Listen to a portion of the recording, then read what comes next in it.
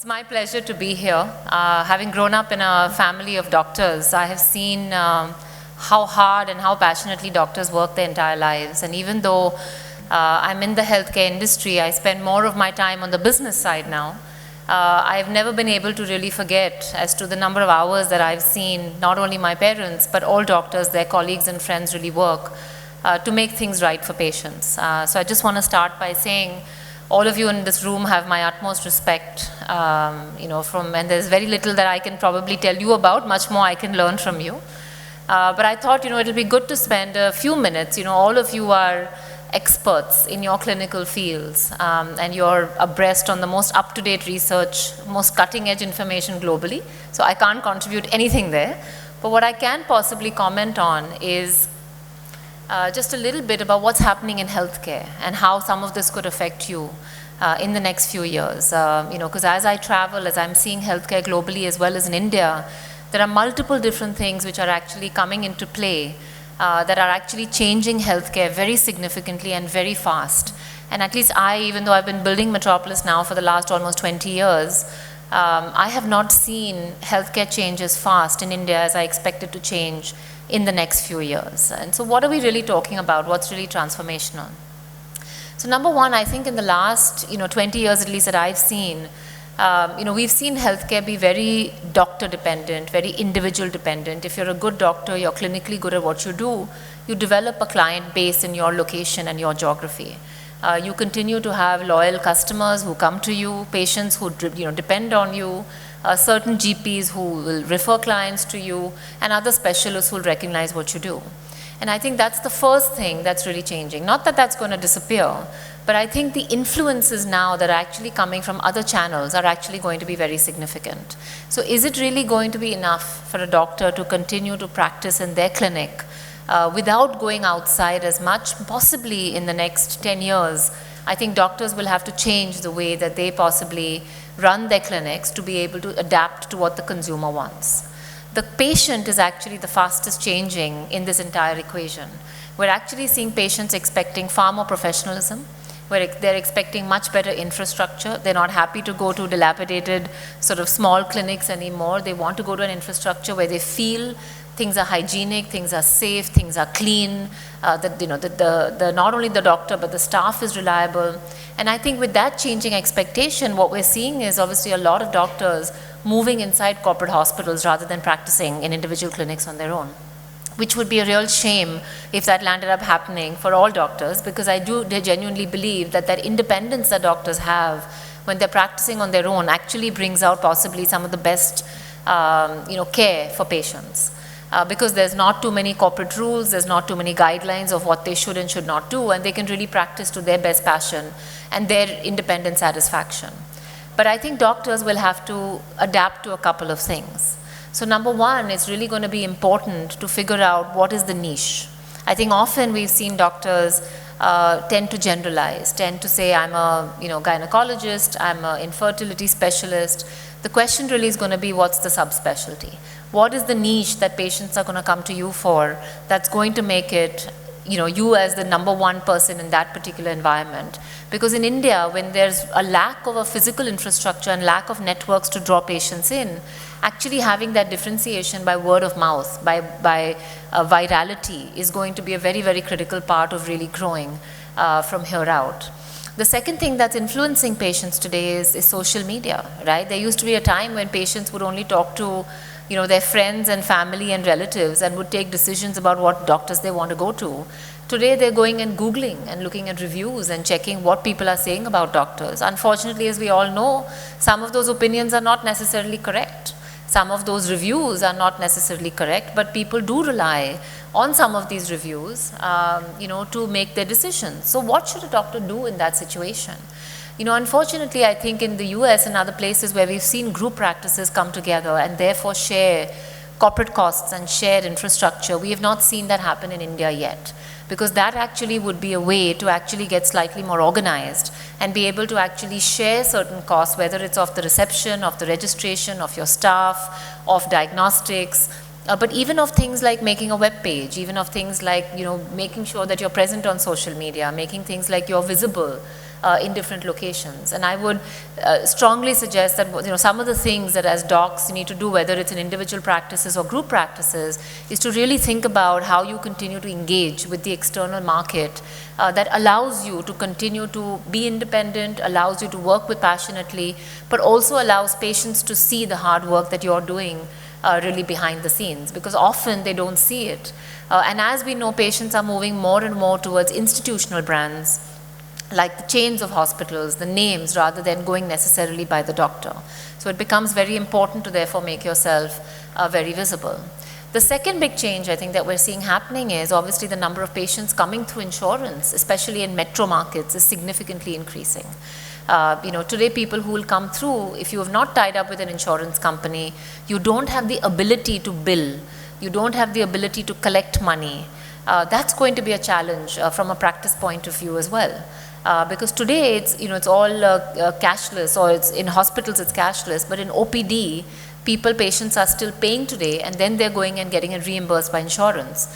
But in the next 24 months, no later than that, we're actually going to see cashless OPDs come into play as well, where when the patient comes to you, they're not going to be paying you, you're going to have to collect that from the insurance company. So the question is, are your billing systems going to be strong enough to be able to deal with insurance companies, collect that money? Is there going to be somebody to follow up? Is there going to be somebody to not forget about 5 patients that you saw? And getting prepared for that kind of infrastructure, which means that number one, patient records need to be digitized, right? Because today, as we all know, most doctors are still operating on manual paperwork.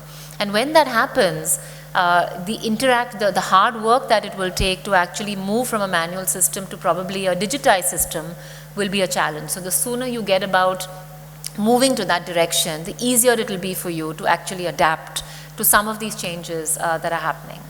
The third big change that I'm seeing happening in healthcare is that on one hand, the government obviously wants to make healthcare highly affordable and accessible for all Indian citizens. We're seeing all kinds of new schemes come in, from Ayushman Bharat to, of course, the CGHS schemes, the ECHS schemes, which have always existed. But today what's happening is that there is also some amount of anger in the system by patients who are saying, what, if I'm going to go and pay X amount of money in a hospital, and if I don't get the best treatment, then I'm going to rally against that hospital, and I'm going to use social media to create a furor. And we've seen that happening in so many cases, right? There are so many viral videos out there where, in fact, there was just in a few days ago, I don't know if you heard, but in Siliguri, there was a hospital where a mob walked in, about 20 people, and they broke down the entire reception, angry at a doctor. How do we really protect doctors from this kind of anger? Is going to be a big question mark. But more than that, how do we really make sure that the regulations that are coming around by the government are not completely impacting us where we're unprepared? So I can tell you in the next 2-3 years what direction this regulation is going to go in. We are going to see the government come down and put not price caps, but try to do price regulation as far as fees to doctors, fees to diagnostics, fees to pharma companies, fees to hospitals. That is the direction India is going in. And therefore, cost management becomes a very critical part of actually then scaling up or being able to grow your practice. As we all know, in India today, nurses are expensive, otherwise they run off to Dubai. Receptionists are expensive, they quit in 6 months. Minimum wages keep changing. It's not easy to run a practice. It's hard work. And on top of that, now with all these costs that are escalating, the government may come and say, let's try to make prices more affordable for patients. So as doctors, as hospitals, as diagnostics, we all have to get ready for that new wave that's going to come and saying, how do we become even more cost conscious about the kind of things that we're doing in our clinics and our hospitals, and making sure that we're not stretched too thin, where we're not left with any profit anymore. I think these are some of the changes that I see coming about, but I think overall the opportunity for healthcare continues to be hugely significant over the next 10 years. If I look back, today, like I said, the last 20 years, and I look at the organizations or the doctors that have become very successful versus the organizations or doctors in healthcare who have not become as successful, to me there are 3 or 4 things that actually stand out very, very strongly. as to what separates one from the other. And I think the number one thing is organizations which got into healthcare only to make money are all failing, right? They're all failing because patients see the difference in quality of care. They see the difference in how they are treated. They see the difference in the outcomes. And even though there is no organized way like there is in the US or in Europe where the outcomes are listed on websites in hospitals, in India that doesn't happen, or in clinics it doesn't happen. But through word of mouth, people come to know as to who's a good doctor and who's not a good doctor. So in that situation, I think the most important thing is that organizations who genuinely care for patients, genuinely care for accuracy, generally care for being, having high integrity around what they're doing and not taking shortcuts are going to be the ones that succeed. The ones who are only about making profit are going to fail. That's number one. I think the second thing, as I mentioned earlier, was about the subspecialty and the niche, being known for something exceptional which other people may not be known for. And that's where, as doctors, you're already doctors, entrepreneurs, you have to put on your entrepreneurial hats and really think, okay, what are the areas that my other doctor colleagues may not be focusing on? And what's the area that I can go deeper into? How do I become the most knowledgeable person in that space? I think the third thing, like we said, is making not only the treatment be exceptional, but even making your infrastructure, which is the tangible thing that the patient sees, the experience, the service that the patient sees, as becoming exceptional as well. Because unfortunately, when your treatment is really good, it takes long time for patients to realize that. But when they see good infrastructure, they could see good service, they actually feel it quite immediately. So I think these are some of the things, and like I said, moving to digitization, moving to getting ready for cost management, I think these are going to be some of the things that are going to differentiate people who are going to be able to really thrive in the next 5 to 10 years versus people who will survive in the next 5 to 10 years. Our journey at Metropolis has been, again, a really unique journey and a really exceptional one. While we started with one lab and we've reached about 2,500 centers today across the emerging markets.